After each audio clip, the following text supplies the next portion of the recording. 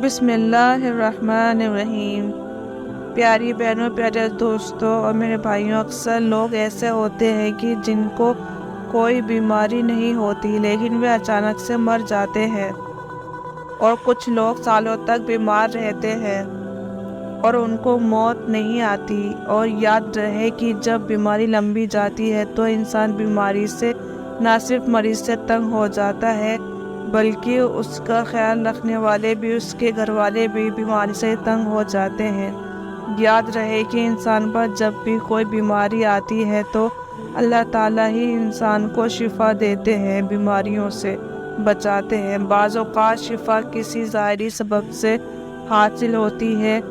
یہ بات یاد رکھنے کی ہے کہ شفا تو اللہ تعالیٰ عطا فرماتے ہیں۔ اللہ تعالیٰ کے علاوہ کون ہے جو شفا دے سکے؟ اور اسی چیز کو اللہ تعالیٰ نے قرآن پاک میں اس طرح بیان فرمایا ہے کہ جب کوئی بیمار پڑتا ہے تو اللہ تعالیٰ سے شفا مانگنی چاہیے۔ اس لیے ہر مسلمانوں کے لیے ضروری ہے کہ وہ اپنی بیماریوں کے لیے شفا اللہ تعالیٰ سے طلب کرے۔ یاد رہے، علاج کرانا منع نہیں ہے، لیکن علاج سے پہلے یہ ضروری ہے اپنا علاج ان چیزوں سے کرائے کی کوشش کی جائے جن میں اللہ کے پیارے حبیب صلی اللہ علیہ وآلہ وسلم نے شفا بتلائی۔ یاد رہے کہ قرآن پاک کو خود اللہ تعالیٰ نے مومنوں کے لیے شفا بتلایا، بلکہ یوں فرمایا کہ ہم نے اس قرآن پاک کو مومنوں کے لیے شفا اور رحمت بنا کر اتارا ہے۔ معلوم ہوتا ہے کہ قرآن پاک میں اللہ تعالیٰ نے شفا رکھی ہے، لیکن افسوس کہ ہم لوگ قرآن پاک سے دور ہو چکے ہیں۔ آج کی ویڈیو میں آپ کو قرآن پاک کی ہی سے ایک ایسا وظیفہ بتانے جا رہی ہوں جس وظیفے کی برکت سے آپ کے جسم کے اندر کوئی بیماری نہیں رہے گی، طرح طرح کی بیماریوں سے آپ کو نجات ملے گی۔ یہ عمل بہت ہی پیارا سا چھوٹا سا عمل ہے جو کسی قرآنی عمل ہے۔ ایسا عمل سے اپنے بیماریوں کا علاج بھی کریں اور اپنے مریضوں کا بھی علاج کریں، عمل کے ذریعے کرائیں۔ یہ عمل قرآن پاک کی کس آیت کا ہے اور اس عمل کو آپ نے کیسے کرنا ہے، اس بارے میں مکمل تفصیل جاننے کے لیے آپ سے گزارش کرتی ہوں کہ ویڈیو کو آخر تک ضرور دیکھیے گا اور سنیے گا۔ پیارے بھائیوں اور پیاری بہنوں، یاد رہے کہ اسلام میں ہمیں علاج کرانے سے منع نہیں کرتا، لیکن مسلمانوں کو چونکہ یہ یقین ہے کہ شفا تو اللہ تعالیٰ ہی دیں گے، اس لیے بیماریوں کی صورت پر سب سے پہلا جو کام مسلمانوں کو کرنا چاہیے، جیسے ہی بیماری کا سامنا ہو تو 2 رکعت نماز صلاۃ الحاجت پڑھیں، اللہ تعالیٰ سے دعا مانگیں اور اپنے لیے شفا طلب کریں۔ انشاءاللہ تعالیٰ اس عمل سے اللہ اپنے بندے کو شفا دیں گے۔ اگر شفا نہیں ہوتی ہے تو پھر صدقہ کریں، کیونکہ حدیث سے یہ ثابت ہے کہ اللہ تعالیٰ نے صدقے سے پریشانیوں اور مصیبتوں کو دور فرمایا ہے۔ اور پھر بھی شفا نہیں ہوتی تو پھر ڈاکٹروں کے پاس جائیں۔ اس کے علاوہ اہل حدیث میں اور بھی تعلیمات بتلائی گئی ہے، مثلا شہد کا استعمال کرنا، آب زمزم کا استعمال کرنا۔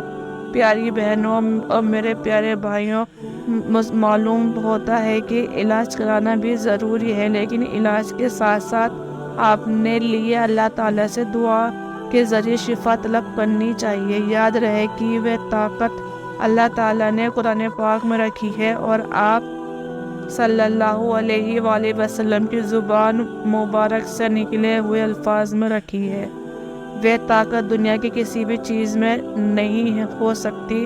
حضرت خالد بن ولید رضی اللہ تعالیٰ عنہ کا قصہ مشہور ہے کہ کوفہ نے ایسی زہر تیار کی اگر زمین پر گرتی تو اسے بھی جلا دیتی تھی، اور کفر نے اس بات کو اعلان کیا کہ ہم نے اپنی تلواروں پر یہ زہر لگایا ہوا ہے، جس کے بدن کے ساتھ یہ زہر لگے گا وہ زندہ بچ نہیں سکے گا۔ جب حضرت خالد بن ولید رضی اللہ تعالیٰ عنہ نے یہ بات سنی تو ان سے کہا، لاؤ ذرا میں بھی تو دیکھوں یہ زہر کیسا ہے۔ کافروں نے جب آپ کو وہ شیشی دی تو آپ رضی اللہ تعالیٰ عنہ نے صلی اللہ علیہ وسلم کی بتلائی ہوئی دعا پڑھی اور وہ शीशी मुंह के साथ लगा दी, कुफर की आगे फटी की फटी रह गई। प्यारे भाइयों, इससे बोलते हैं कि यकीन अगर 1000 बार भी कसम खाई जाए तो बेजा ना होगी। अल्लाह ताला के कलाम और हुजूर के बतलाए हुए अमल में बड़ी ताकत है, इसलिए इन अमाल को पूरे यकीन के साथ करना चाहिए। तो चलिए बढ़ते हैं आज के अमल के जानिब, जो कि गुज़ानी अमल है और हर बीमारी से शिफा के लिए बहुत ही मुजर्रिब अमल है।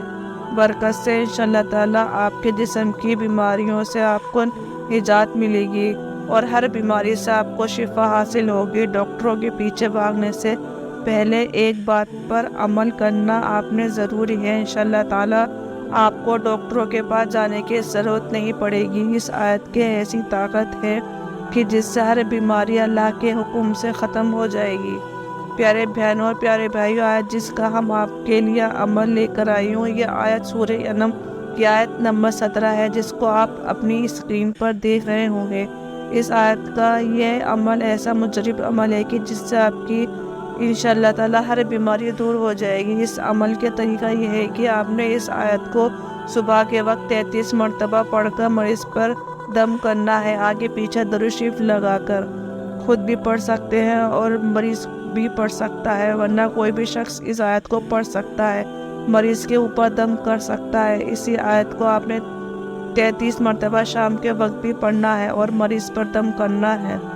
इस अमल को शुरू करने के बाद आप महसूस करेंगे कि मरीज़ की हालत बेहतर होना शुरू हो जाएगी और इंशाअल्लाह ताला आपके मरीज़ की आहिस्ता आहिस्ता बीमारी ख़त्म होने लगेगी। बस इस अमल को आपने पूरे यकीन के साथ करना है और अल्लाह ताला की ज़ात पर मुकम्मल भरोसा यकीन रखना है कि आपके जिस्म से हर बीमारी को दूर फरमाए।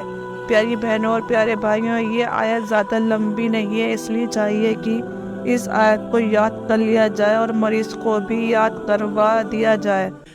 वैसे भी इस आयत की तिलावत करते रहें और अल्लाह ताला पर मुकम्मल भरोसा रखें, वही शिफा देने वाला है। आप खुद ही अपनी आंखों से इस आयत की बरकत देखेंगे।